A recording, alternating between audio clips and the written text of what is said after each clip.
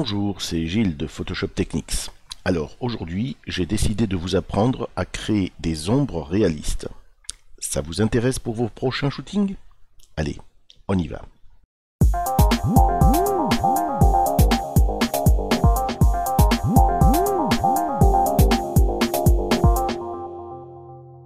Alors pour cela, je vous ai préparé un fichier spécifique Photoshop, un .psd.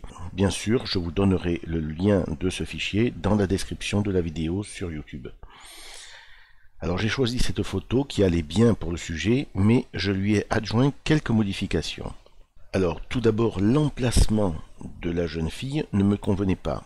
En effet, nous pouvons voir que la lumière l'atteint par son avant droit, et que donc l'ombre doit se porter à son arrière gauche.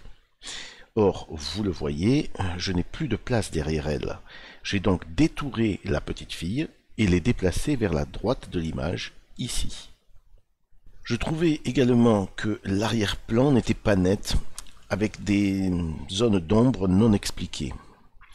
Donc, j'ai refait un arrière-plan avec un aplat bleu, et je lui ai associé un dégradé radial, ici, dont le centre se situe derrière le modèle.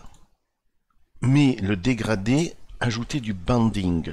Vous savez, vous en avez certainement vu ces cercles concentriques lors de l'ajout d'un dégradé qui justifie les nuances, la différence des nuances, ici du clair au foncé.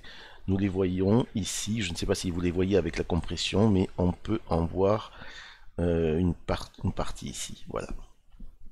Alors comment supprimer ce banding? Eh bien c'est simple, en fait. Là je vous livre encore une petite astuce. On ajoute du bruit. Hop, vous voyez, on ajoute un peu de bruit, oh pas grand chose, hein.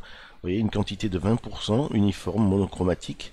On fait un aperçu avant, après, avant, après. Vous voyez, le banding a disparu. Alors toutes ces modifications sont présentes dans le fichier source, hein, il n'y a pas de souci. Je vous les fournis tels que vous le voyez ici, puisque ce n'est pas l'objet réel de ce tutoriel. Voilà, le cadre étant posé, nous pouvons à présent commencer. Alors donc, je ferme le groupe arrière-plan, voilà. Et dans un premier temps, nous allons faire bien évidemment un CTRL-J sur le calque fille pour le dupliquer. Nous renommons celui du dessous ombre, donc CTRL-J, et celui du dessous, nous le renommons ombre. Puis, à l'aide de la commande CTRL-T, nous allons le transformer. Nous appuyons sur CTRL, et en même temps, nous prenons la poignée en haut, au milieu, et nous la déplaçons comme ceci, à l'emplacement de ce que serait son ombre, bien sûr en tenant compte de l'orientation de la lumière.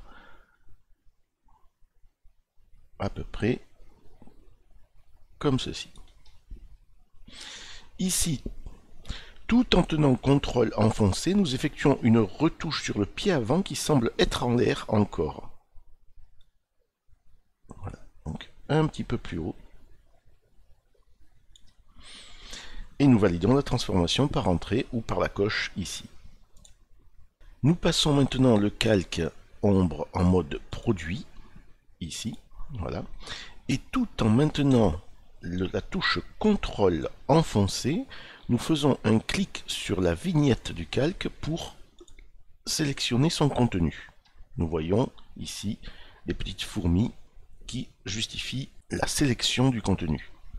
À présent, nous allons effectuer un dégradé du noir au blanc sur ce calque afin de le transformer en ombre.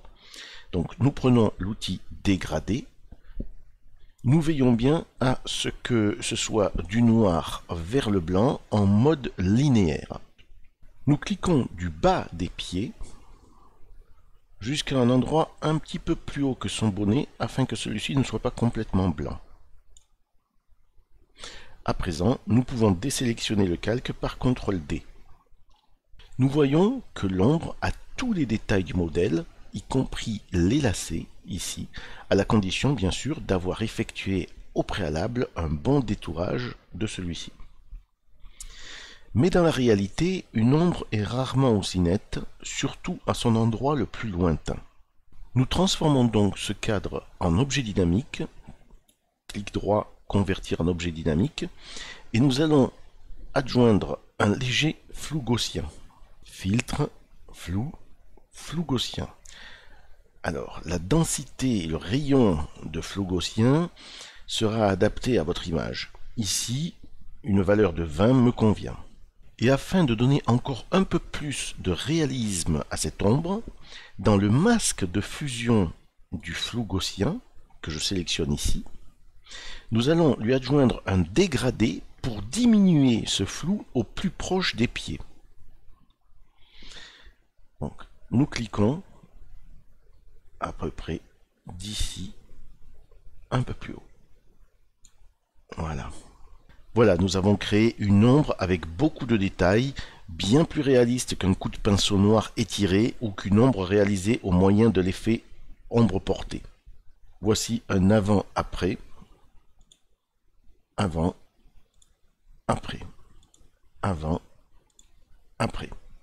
Voilà, ce tutoriel touche à sa fin. J'espère qu'il vous aura plu et qu'il vous aura appris encore une nouvelle technique. Mais avant de nous quitter, n'oubliez pas, si ce n'est déjà fait, de vous abonner et de cliquer sur la petite cloche afin d'être averti des nouvelles parutions. Il ne me reste plus qu'à vous souhaiter une très belle journée et à vous dire à très bientôt pour de nouvelles aventures artistiques. Salut!